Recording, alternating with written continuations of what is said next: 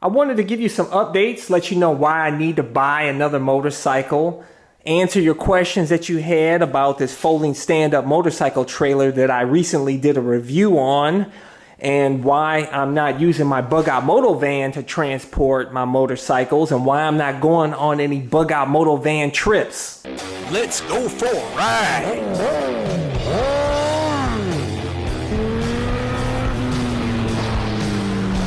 Watching CycleCruza's all-in-one motorcycle channel. Subscribe today. First off, you see something missing here? Yeah, my WR250R. And believe me, I've been going through some serious withdrawals, man, and serious depression because I've been missing riding that bike. I just got around taking it to the shop. That's why I did a review video on this stand-up trailer here. But it's going to be down for like 3 weeks. For those of you guys that don't know, I put a crappy Pro X sprocket on there that ended up stripping the splines on the shaft. By the way, Pro X never called me back or emailed me back. I do not recommend companies that have poor customer service, and they are one of them, guys. But I'll tell you this, that Rocky Mountain ATV, where I bought that Pro X sprocket from, literally within 2 business days, they not only emailed me back, but they called me as well, apologized to me, and even offered a discount on any parts that I needed to fix that, but they couldn't pay for the full repair cost. But I thought that was really stand-up of them to contact me and apologize, and I appreciate that, man. I think that is really awesome. I have a newfound respect for them, for Rocky Mountain ATV. I have zero respect for Pro X. I would have just been happy had they called me and said, hey, sorry, bud, but unfortunately you don't have a video record showing you putting it on, so we can verify that it was put on correctly, so we can't, that's all they had to say. And I'd have been like, cool. And I wouldn't have said nothing about it. I wouldn't have, said anything bad about their company anymore. Just let it go, even though I did put it on correctly. But they never called me back, and I sent not only 2, I sent 3 emails directly from their website and called them. Never called me back, no email. And that was like, damn, it was like 3 weeks ago, a month ago or something. It's been a long time. So I don't recommend dealing with them, guys. I'm telling you, you can do what you want to do. I'm just sharing my experience though. But I'll tell you this, guys, that I need to add a backup dual sport, man. Because I can't go through this anymore. I'm going to add a KTM 500 EXC-F dual sport. I can get a sick deal right now on a 2018, but I may get to 2019. I need your help on that and see what you guys think. They only did a few updates on the 2019, put an orange frame, which I'm not really feeling that well. But the reason why I'm going with that bike is because I was going to go with the KTM 300 TPI, which the dealer called me and said is ready to purchase, but I changed my mind on it because I really thought, I'm like, dude, I do a lot of street. I like going off-road, doing other fun stuff, but if it boils down, probably I do like 60-70% street, or probably even more than that. And it would do an injustice for a 2-stroke to be ridden on the street like that. I mean, those bikes are not meant to be ridden on the road like that. And then I have to go through the plating process and all that. For what? It'd be like a novelty. The KTM 500 EXC-F, it's already street legal. It's like 240 pounds dry. The thing is super lightweight, man. Yes, it has high maintenance service intervals, which I've been preaching on my channel. And the reason why I love my WR250R, one of the reasons. You have to do valve checks every 30 hours. Oil changes every like 15 hours, 10-15 hours. It's all rated in hours, so you have to do much more maintenance on them. But at the end of the day, I'd have 4 bikes. I only got 2,000 miles on my WR250R, believe it or not. It seems like I've done a lot of riding on that bike, but only 2,000 miles. So the KTM's I'm not going to be wrenching all that much. And if I do, from what I hear and the videos I've seen on YouTube, it's very easy to do the valve adjustments on there. They've got step-by-step videos. It takes literally like 30 minutes to do. And while I'm doing the work on there, just put it up on my Harbor Freight lift table, which, by the way, you can have delivered to your house. I'll include a link in the description and comment section of this video if you want to get a Harbor Freight table, or one like it, should I say, off of Amazon sent to you. And I'll have my WR250R to ride, and I'm not getting rid of my WR250R. That bike's a lifer bike. That's a bike that I want to take to the Trans-American Trail and ride across the country. Low maintenance. It's super reliable. You can beat on that bike. Yamaha dealers are everywhere. But the KTM will be fun to compare to the WR250R, even though I know it's apples and oranges. The KTM is a street legal dirt bike, ton more power, more maintenance, as well as the WR250R is more tame, less maintenance and heavier. But I tell you, both are awesome for what they do. But I would love to share the KTM experience with you guys. A lot of you guys think I'm a KTM hater. A lot of you guys think I was a Ducati hater. That's why I mainly got the Ducati and shocked you guys, because I want to share the experience. And it's been a really positive, awesome experience. This bike has a ton of soul, man. Oh, baby! Oh, man! Oh, shit! Ah!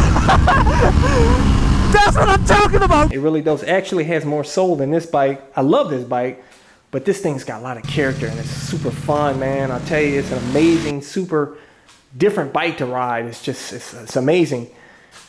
But it'll be cool to share the KTM experience with you guys. But I'll tell you, with the dual sport, man, there's nothing like being able to ride up staircases, ride it off-road, get some slide action, do some jumps, even take it in the twisties and still have a good time. I'm gonna add some Supermoto wheels to slap on there when I want to, upgrade to a big brake kit on there.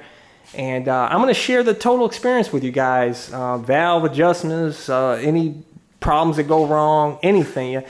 Just, you know, like my Ducati, but I've had no problems with this except for the Brembo rear brake, which was it was a recall, and it was a Brembo brake issue and not a Ducati issue. I've had no issues with the Ducati, man. As far as the questions you have about the trailer, first off, thanks you guys for recommending me to go ahead and secure the trailer here.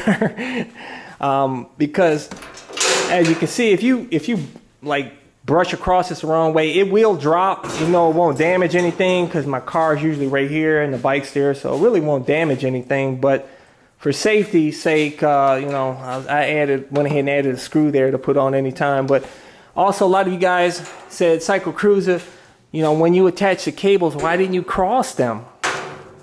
You can't cross them with this, guys.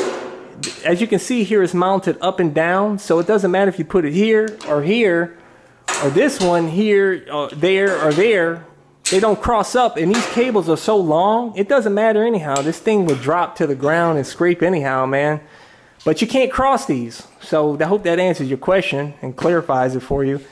Also, a lot of you guys said, CycleCruza, you know, when you put the straps on, you didn't attach the rear straps to the back of the trailer. You put them up front.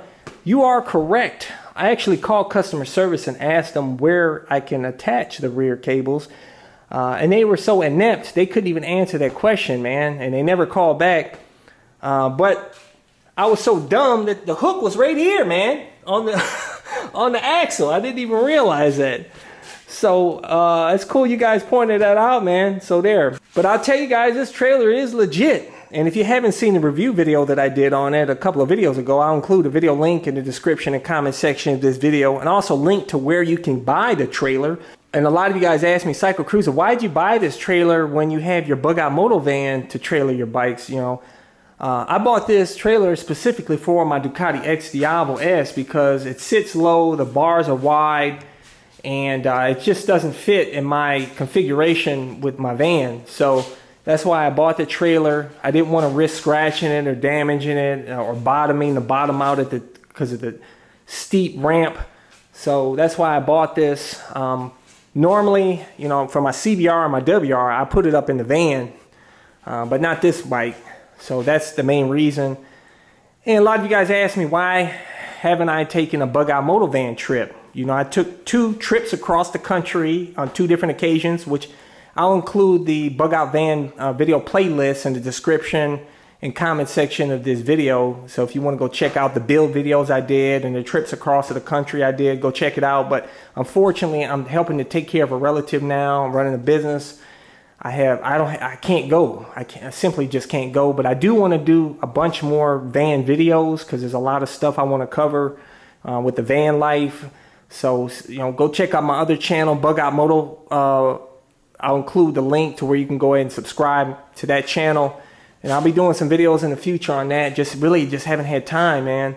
But hey guys, I also wanted to mention here that I'll tell you, I haven't had a chance to do a review on this DeWalt impact wrench here.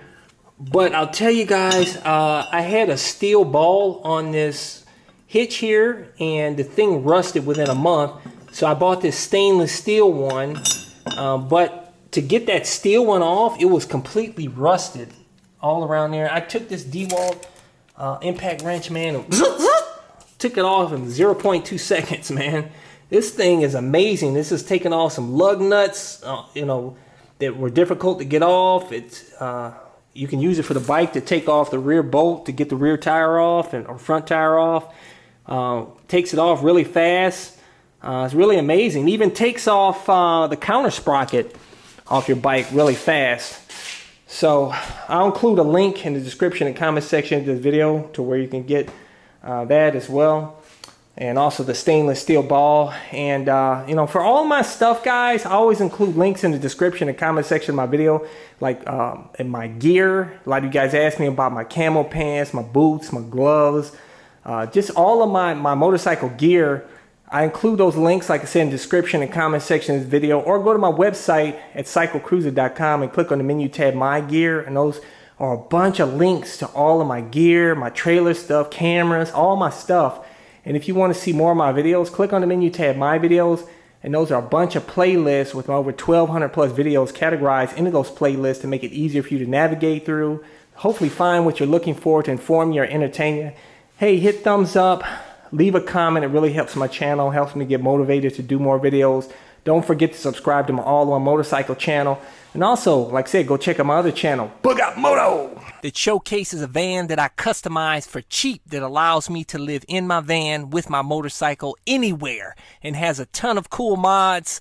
And that channel has everything from build videos, trip videos, anything and everything Moto.